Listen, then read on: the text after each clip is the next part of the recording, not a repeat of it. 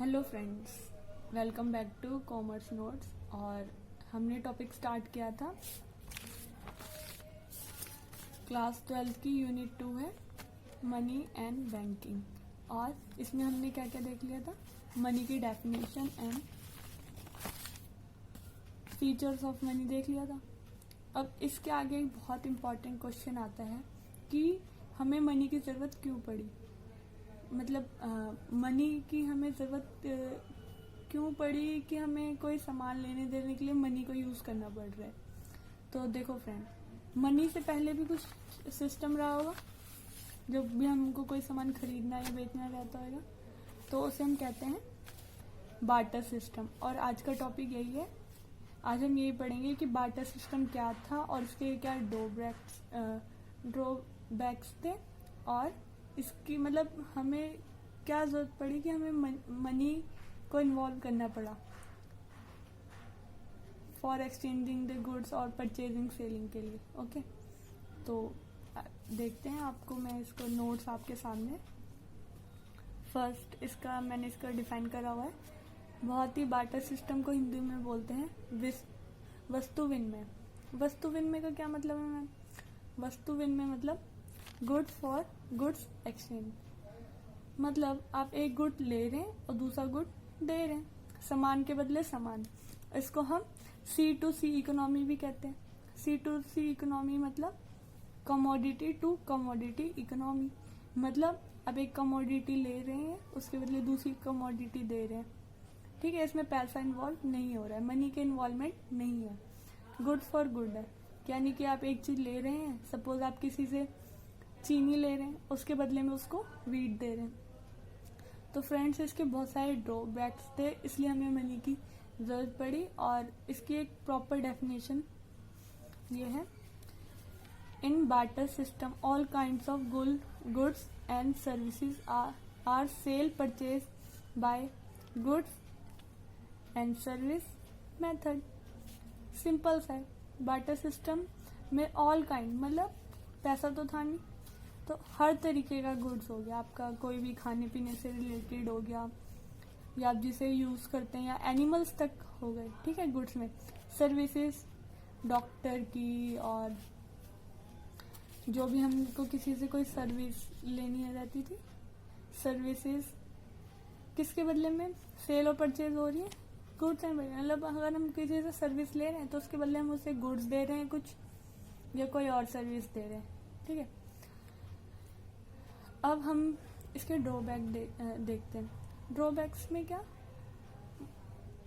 कि जब हम मनी नहीं था तो हम वस्तु के बदले वस्तु ले रहे थे, तो बहुत सारी दिक्कतें आ रही थी हमें, जिसके लिए हमें मनी को इन्वॉल्वमेंट बहुत ज़रूरी हो गई थी। ठीक है, तो पहला इसका ड्रॉबैक था प्रॉब्लम ऑफ डबल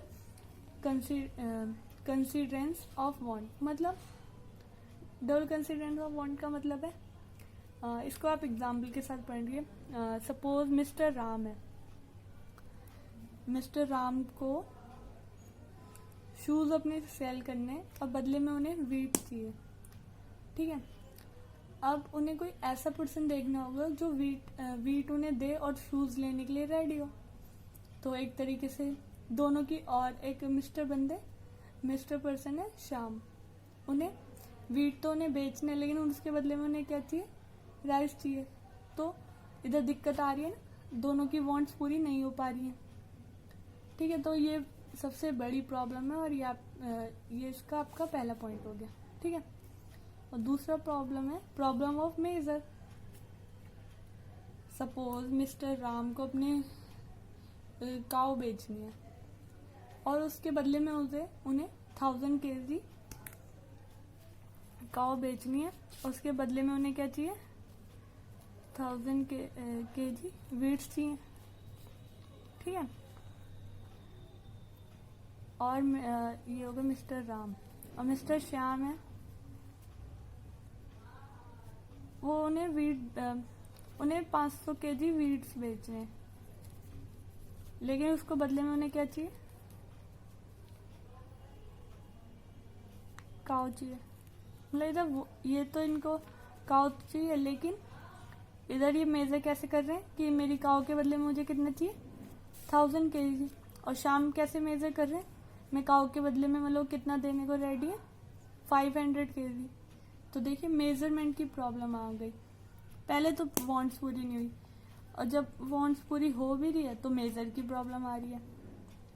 और third problem is problem of storage. जैसे इन्होंने राम ने काऊ सेल करनी थी और शाम को वीट। लेकिन अगर राम ने वीट खरीद भी लिए तो उनके पास स्टोरेज की प्रॉब्लम आएगी। मनी, जैसे सपोज आप ये देखिए, मनी को आपको स्टोर करने में ज़्यादा जगह चाहिए ना, फिर उसके लिए ज़्यादा उसको तामझाम चाहिए, और इसके लिए प्रॉपर वेयर हाउस या कोई ऐसा जगह चाहिए जहाँ पे इसको सही रूम टेम्परेचर पे आप वीट को रख सको। तो स्टोरेज की बहुत प्रॉब्लम आती थी। ठीक है। Fourth problem is problem of transfer.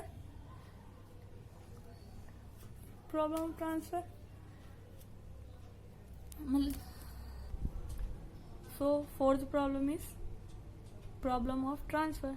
देखो फ्रेंड्स, गुड्स के बदले गुड्स ट्रांसफर करना इजी टास्क नहीं था, और जब भी आप कुछ ट्रांसफर कर रहे हैं तो उसमें गुड्स के बदले आप गुड ट्रांसफर कर रहे हैं तो उसमें प्रॉब्लम आती थी। लाइक कि वो, जैसे सपोज किसी को मिल्क बेच रहा है कोई, और सामने वाले को, जैसे कोई मिल्क बेच रहा है और सामने वाले को बदले में शूज चाहिए, तो शूज तो अगर वो दूर दूर पे हैं तो शूज तो उसे इजीली मिल जाएंगे। लेकिन क्या अगर मिल्क 1 या 2 दिन बाद पहुंचेगा तो क्या वो सेम उसके अंदर वो वैल्यू होगी जो 2 दिन पहले थी? तो प्रॉब्लम जो पेरिसेबल गुड्स होते थे, जैसे खाने पीने की चीज हो गई, उनके साथ ये प्रॉब्लम ऑफ ट्रांसफर बहुत होती थी। ठीक है। The fifth problem is problem of defer payment. Defer payments होती हैं बच्चों हमारी फ्यूचर पेमेंट्स, जो फ्यूचर में हमें पेमेंट्स करनी है। यही वाला एग्जांपल देते हैं। जैसे मिस्टर राम ने अपनी काऊ सेल करी और शाम ने बोला कि अभी तो मेरी मतलब गेहूं आपको मैं 3 महीने बाद दे सकता हूँ इतना, लेकिन अभी तो इसकी वैल्यू वो देने को रेडी है 500 kg, लेकिन 3 महीने बाद वो कितना दे?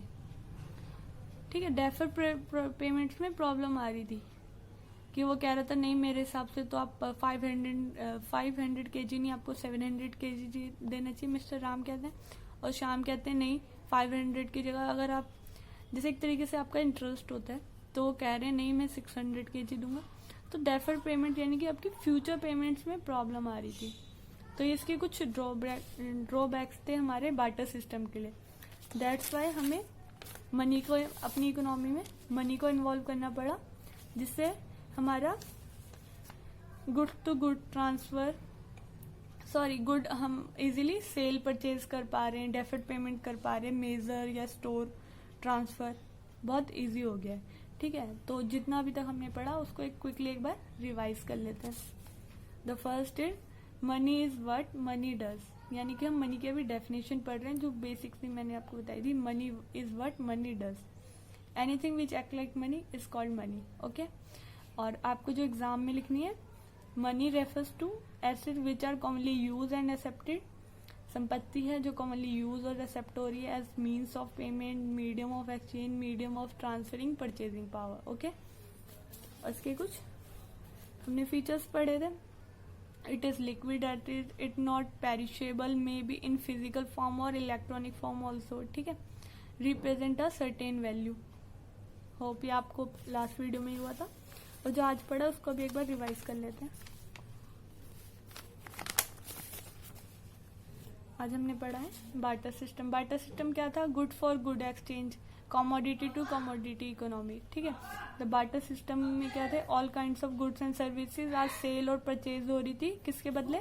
गुड्स और सर्विसेज के बदले। ओके। इसके ड्रॉबैक्स थे, डबल कंसिडरेशन ऑफ वांट्स में दिक्कत आ रही थी, मेजर करने में आ रही थी, स्टोरेज में आ रही थी, ट्रांसफर में आ रही थी, और डेफर्ड पेमेंट यानी कि फ्यूचर पेमेंट्स में आ रही थी।